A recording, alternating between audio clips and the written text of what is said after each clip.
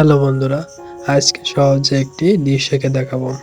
দেখেন, ডিশ আঁকার জন্য এভাবে ব্যাখ্যা ব্যাখ্যা করে নিচের দিকে চলে আসবো।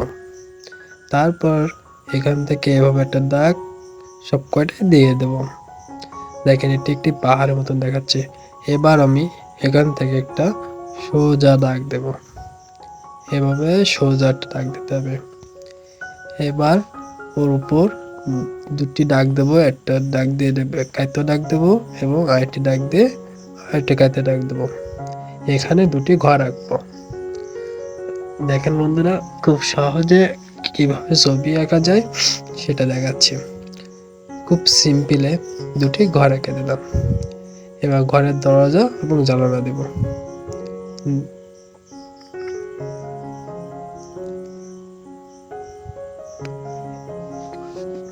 এই দৃশ্যতে দেখা যাবে একটি পাহাড় আছে এবং পাহাড়ের নিচে দুটি ঘর এবং গাছপালা আছে।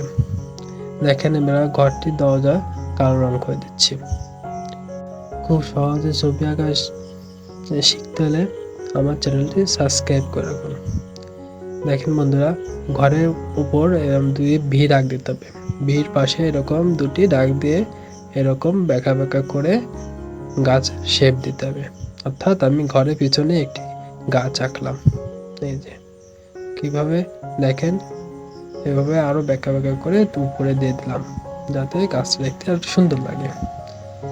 এবার ওই দাগের উপর বেঁকা বেঁকা করে উঠে দিয়ে আবার নিচু করে এরকম করে দিতে হবে, এতে দূরের গাছগুলো আছে বোঝা যাবে।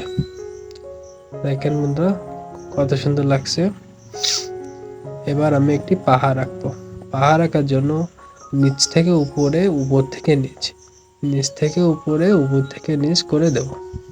দেখেন, আমি পরপর তিনটি পাহাড় আঁকলাম এবং পাহাড়ের উপরে এভাবে গোল দিয়ে একটি সূর্য অথবা চাঁদ এঁকে দিলাম এবং তার পাশে এভাবে কয়েকটি পাখি এঁকে দেব। দেখেন কত সুন্দর দেখা যাচ্ছে।